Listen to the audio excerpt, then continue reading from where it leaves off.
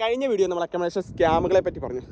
Same സ്ഥലം തന്നെയാണ്. ഈ സ്ഥലം വേണ്ടി നിങ്ങളൊന്ന് കണ്ടോ, കിട്ടില്ല എന്നൊരു സ്ഥലമാണ് ഇത്. അപ്പം ഞാനിവിടെ നടക്കാൻ വരുന്നൊരു സ്ഥലമാണ്. അപ്പോൾ നിങ്ങളെങ്ങോട്ട് ഒന്ന് കാണിക്കാമെന്ന് വിചാരിച്ചു. അപ്പോൾ ഈ ഒരു വീഡിയോയ്ക്ക് നമ്മൾ പറയാൻ പോകുന്നത് പറഞ്ഞാൽ അക്കോമഡേഷൻ എടുക്കുമ്പോൾ കോൺട്രാക്റ്റ് കാര്യങ്ങൾ വീടുണ്ടായിരുന്നു. ജസ്റ്റ് കാലം നടക്കുക. അപ്പോൾ എന്ന് വെച്ചാൽ നമ്മൾ അക്കോമഡേഷൻ എടുക്കുമ്പോൾ ശ്രദ്ധിക്കേണ്ട കാര്യങ്ങൾ, ഒന്നെങ്കിൽ നിങ്ങൾക്ക് 3 അക്കോമഡേഷനുകൾ സാധാരണയായിട്ട് ഉള്ളതെന്ന് വെച്ചാൽ, ഒന്ന് യൂണിവേഴ്സിറ്റി അക്കോമഡേഷൻ. നിങ്ങൾ പഠിക്കാൻ പോകുന്ന യൂണിവേഴ്സിറ്റിയിൽ നിങ്ങൾക്ക് അക്കോമഡേഷൻ എടുക്കാൻ പറ്റും. അത് നമ്മൾ നേരത്തെ ബുക്ക് ചെയ്യണം. Your agent should do it. അവരത് ചെയ്തു തരണം. അതാണ് ഒന്നാമത്തെ യൂണിവേഴ്സിറ്റി അക്കോമഡേഷൻ.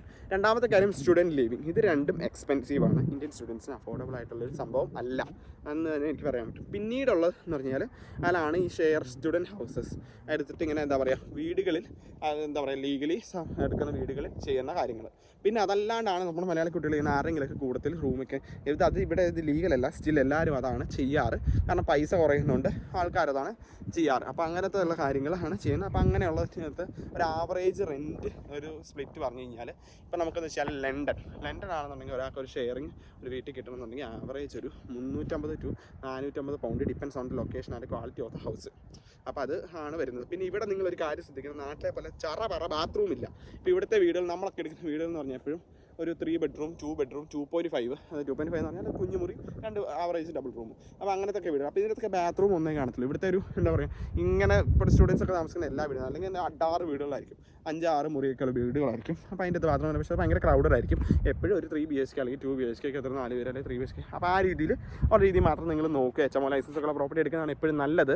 അപ്പോൾ അതിനെപ്പറ്റിയൊക്കെ നമ്മൾ ഡീറ്റെയിൽ ആയിട്ട് ഒരു വീഡിയോ എടുക്കും. അപ്പോൾ അതാണ് ഇവിടുത്തെ ഒരു ഇപ്പോൾ റെൻറ്റിൻ്റെ ഇത്. ലണ്ടനിൽ നമ്മൾ റെൻറ്റ് പറഞ്ഞു. ഇനിയിപ്പോൾ വെച്ചാൽ അല്ലെ എന്താ പറയുക, ലൈക്ക് ഇപ്പോൾ നമുക്ക് ലണ്ടനിൽ നിന്ന് കുറച്ചും കൂടെ മാറി കേംബ്രിഡ്ജ് ഒക്കെ ആണെങ്കിലും ഈ ഒരു റെൻറ്റാണ്. പിന്നീട് നമുക്ക് വരുന്നതെന്ന് പറഞ്ഞാൽ സാറേ അങ്ങോട്ടൊക്കെ പോയി കഴിഞ്ഞാൽ ആ ഒരു റെൻറ്റ് തന്നെയാണ്. പിന്നീട് നമുക്ക് മാഞ്ചസ്റ്റർ, ലിവർപൂൾ ഈ ഒരു സൈഡിലേക്കൊക്കെ വന്നു കഴിഞ്ഞാൽ, അതായത് ഇംഗ്ലണ്ടിൽ ആവറേജ് ഒരു ഏറ്റവും കുറഞ്ഞ റെൻറ്റ് ഈ ലിവർപൂളിലാണെന്നാണ് എൻ്റെ വിശ്വാസം. ഇത്ര നാളത്തെ എൻ്റെ എക്സ്പീരിയൻസ് വെച്ചാൽ ഏറ്റവും കുറഞ്ഞ റെൻറ്റ് 275 കിടിലൻ റൂം കിട്ടും ലിവർപൂളിൽ. അപ്പോൾ അങ്ങനെ ലിവർപൂളിലും മാഞ്ചസ്റ്ററിലും റൂം ഉറപ്പായിട്ട് നിങ്ങൾക്ക് നമുക്ക് മെസ്സേജ് ഞാൻ ഡിസ്ക്രിപ്ഷൻ നമ്പർ ആ നമ്പറിലേക്ക് അക്കോമഡേഷൻ പറഞ്ഞ് മെസ്സേജ് അയച്ചാൽ അവർ ഉറപ്പായിട്ട് നിങ്ങൾ സപ്പോർട്ട് ചെയ്തിരിക്കത്തില്ല. ഇറ്റ് വിൽ ബി എന്താ പറയുക, നിങ്ങളെ ഹെൽപ്പ് ചെയ്യുന്നതായിരിക്കും. അല്ലാത്തുള്ള അക്കോമഡേഷൻ നമ്മൾ ചെയ്യാറില്ല. നമ്മുടെ സ്റ്റുഡൻസിന് മാത്രമാണ് നമ്മൾ അക്കോമഡേഷൻ ചെയ്യാറുള്ളത്.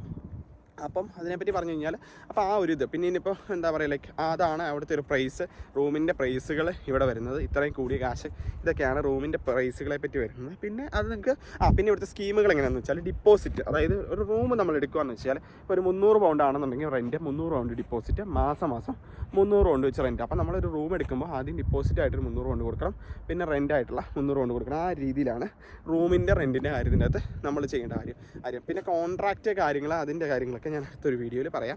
അപ്പോൾ ഈ ഒരു വീഡിയോയ്ക്ക് നമ്മൾ പറഞ്ഞാൽ റൂമിൻ്റെ ആവറേജ് റെൻറ്റ് UK 250 പൗണ്ട് തൊട്ട് റൂമിൻ്റെ റെൻറ്റ് സ്റ്റാർട്ട് ചെയ്ത് അതങ്ങനെ മുകളിലേക്ക് ഒരു 400-450 പൗണ്ടൊക്കെ ഷെയറിങ്ങിൽ പോകും. യൂണിവേഴ്സിറ്റി അക്കോമഡേഷൻ ആകുമ്പോൾ എല്ലാം തന്നെ ആവറേജ് 500 പൗണ്ട് സ്റ്റാർട്ട് ചെയ്യും. ഇനി അഥവാ സ്റ്റുഡൻറ്റ് ലിവിങ് ആണെന്നുണ്ടെങ്കിൽ ഒരു 400 പൗണ്ട് 350 പൗണ്ട് ആ റേഞ്ചിൽ സ്റ്റാർട്ട് ചെയ്യും. അത് പല ലൊക്കേഷനിലും ഡിഫറെൻ്റ് ആണ് കേട്ടോ. ഇപ്പോൾ ഏറ്റവും ഇംഗ്ലണ്ടിലാണല്ലോ എല്ലാവരും പഠിക്കാൻ പറ്റുന്നത്. നോർത്ത് ലൻഡിലൊക്കെ എന്ന് വെച്ചാൽ റൂം കിട്ടാൻ വേണ്ടി ടാസ്ക്കുമാണ്. സ്കോട്ട്ലൻഡ് ആയാലും ആ ഒരു 350 range, north land 300 range. Wales ആകുമ്പോൾ ചില സ്ഥലത്ത് കുറവാണ്, ചില സ്ഥലത്ത് ഭയങ്കര റേറ്റാണ്. ഡിപ്പെൻസ് ആണ് കേട്ടോ.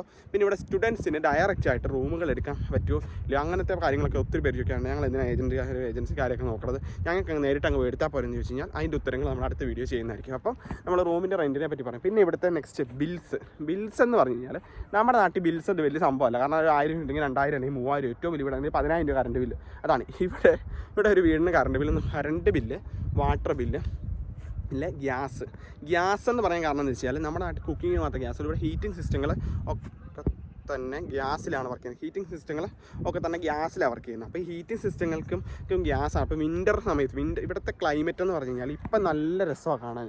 പക്ഷേ ഇത് മഴഞ്ഞാലായി കഴിഞ്ഞാൽ ഇവിടെ തണുപ്പ് കാരണം ജാക്കറ്റൊന്നുമില്ല, നിൽക്കാൻ പറ്റത്തില്ല. അപ്പോൾ നമ്മുടെ വീടിൻ്റെ ഓബീസിൽ നമുക്ക് ഹീറ്റിംഗ് ഇടാൻ പറ്റത്തില്ല. അതൊരു സെപ്റ്റംബർ 20-ാം തീയതി തൊട്ട് പിന്നെ ഒരു മാർച്ച് 30-ാം തീയതി വരെ വിൻ്ററാണ്, കടുത്ത വിൻ്റർ. അപ്പോൾ ആ വിൻ്ററിന് നിങ്ങൾക്ക് എന്താണെങ്കിലും ഹീറ്റിംഗ് ഇല്ലാതെ പറ്റത്തില്ല. അപ്പോൾ അത് നല്ല ബില്ല് വരും. അപ്പോൾ ഒരു ആവറേജ് ഒരു 5 പേര് താമസിക്കുന്ന വീടിൻ്റെ ഒരു ബില്ലെന്ന് പറഞ്ഞു കഴിഞ്ഞാൽ ഒരു 1600 പൗണ്ട് ഗ്യാസ് ആൻഡ് ഇലക്ട്രിസിറ്റിയും, പിന്നെ ഒരു 1000 പൗണ്ട് അടുത്ത് വെള്ളം വരും. വെള്ളത്തിൻ്റെ പൈസ പലയിടത്തും പറയാം, എന്തുകൊണ്ടാണെന്ന് എനിക്കറിയത്തില്ല.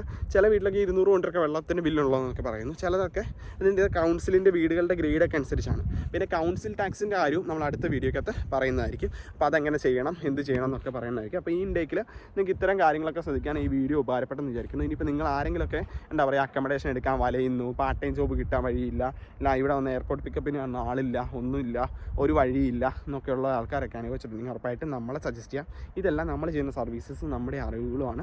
ഇതൊക്കെയാണ് നമ്മുടെ കൺസൾട്ടൻസി സ്റ്റുഡൻസ് നമ്മൾ കൊടുക്കുന്നത്. അപ്പോൾ നിങ്ങൾ ഉറപ്പായിട്ടും നമ്മളുടെ ഇത് താല്പര്യം തോന്നുവാണെങ്കിൽ ഒന്ന് ഷെയർ ചെയ്യാൻ മറക്കണ്ട. Thank you very much.